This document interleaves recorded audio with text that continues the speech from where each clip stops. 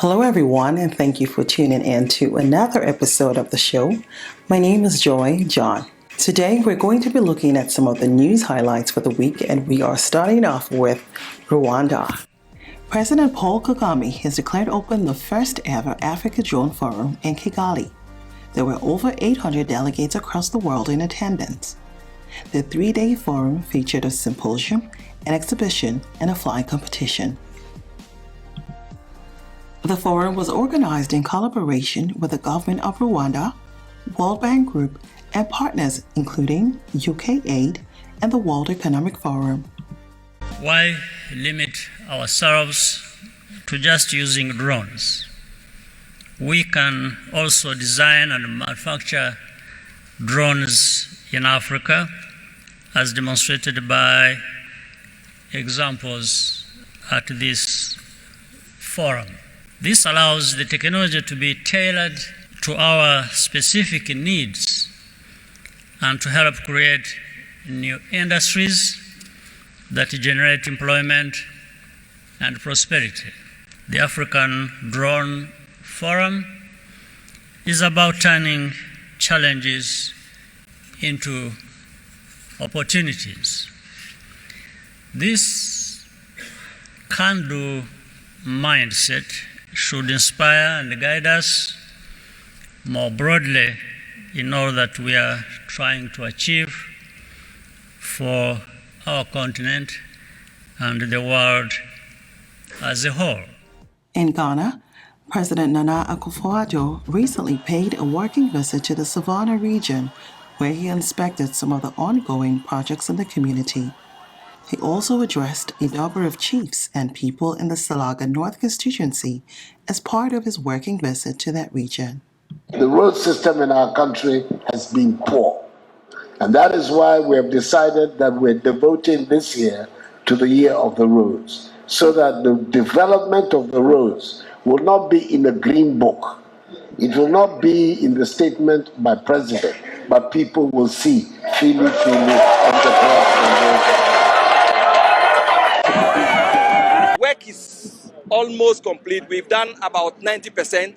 We are left with the booster station to complete. This is Tamale.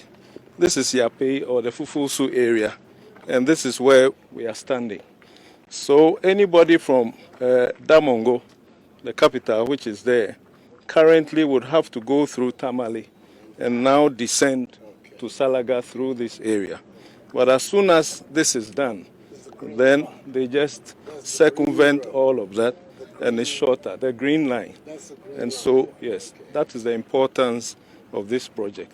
It's a 42-month project, and the figures are shown here, 282 million contract sum. It's a multi-year budget, so we are doing it in lots. The government of Kenya has declared Tuesday, February 11th, a public holiday for citizens to attend the funeral of former President Daniel Arap Moi. Moi was the second and longest-serving president of Kenya from 1978 to 2002. He will be buried at his Kabarak home in Nakuru County on Wednesday, February 12th. He was aged 95.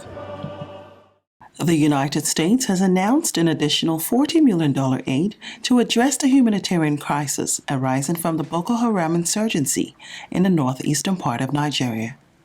U.S. Secretary of State Mike Pompeo announced the donation at the end of the fifth session of the U.S.-Nigeria Binational Commission, which held in Washington, D.C. A very productive conversation on how to continue to strengthen the economic and security ties between our two nations.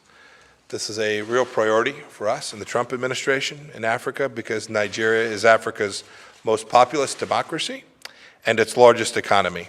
Now I'll turn to our security cooperation, which has also been expanding. Case in point, Nigeria's recent $500 million purchase of 12 U.S.-made A-29 aircraft. This supports President Buhari's recently stated goal of creating a security force with the best training and modern weaponry. He also pledged that those forces will be held to the highest standards of respect for human rights. The United States will hold Nigeria to that pledge and will help you achieve it. The United States has already invested in the training of Nigeria's military on human rights and the law of armed conflict. Nigeria was one of the first African nations to join the global coalition to defeat ISIS. America is now supporting the Nigerian fight against ISIS's larger global affiliate, ISIS West Africa, a dangerous threat to both of our countries.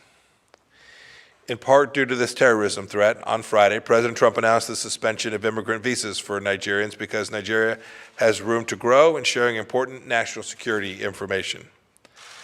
I'm optimistic that's going to happen.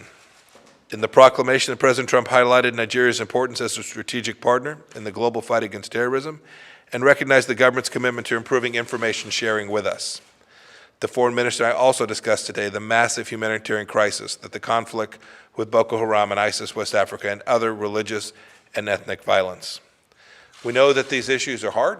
We know that they're complicated.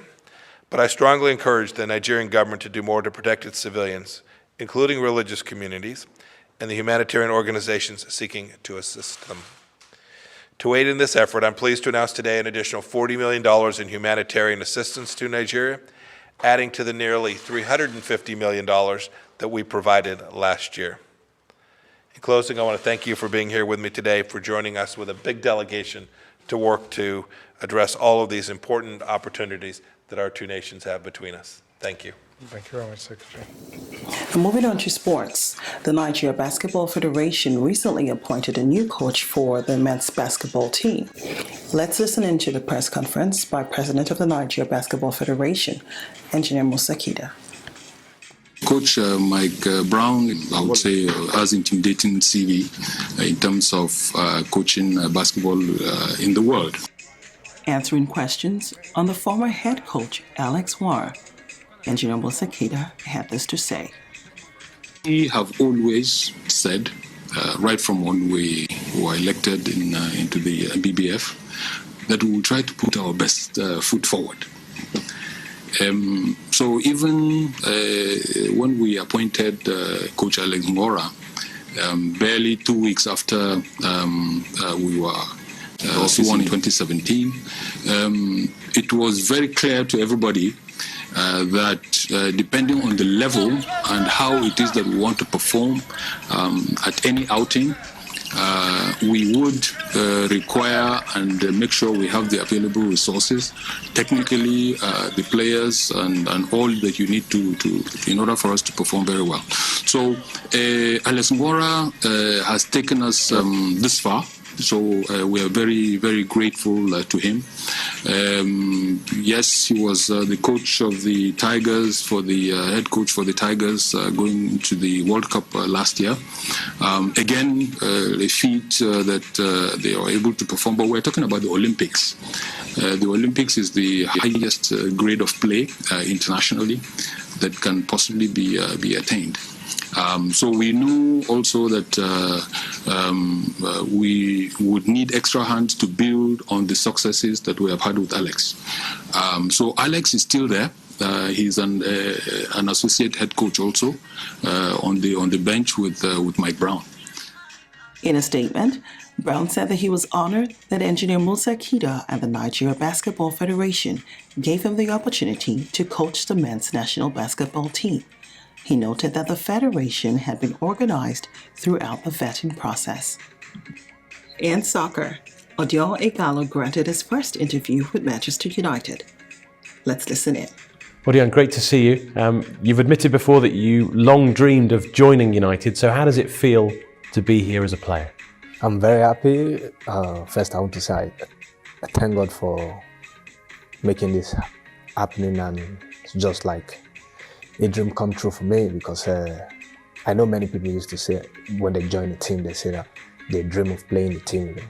Mine was not the case. Mine is I supported the team when I was young. People that knows me, even back in Nigeria, even when I was playing in Watford, my teammate knows that I love Man United. I support them when they play, even when we play against them. When I play against Man U, that emotion is there because it's my dream. So now it's reality, so I'm very happy and I'm looking forward to start. So this brings us to an end of the program. We'll see you next time.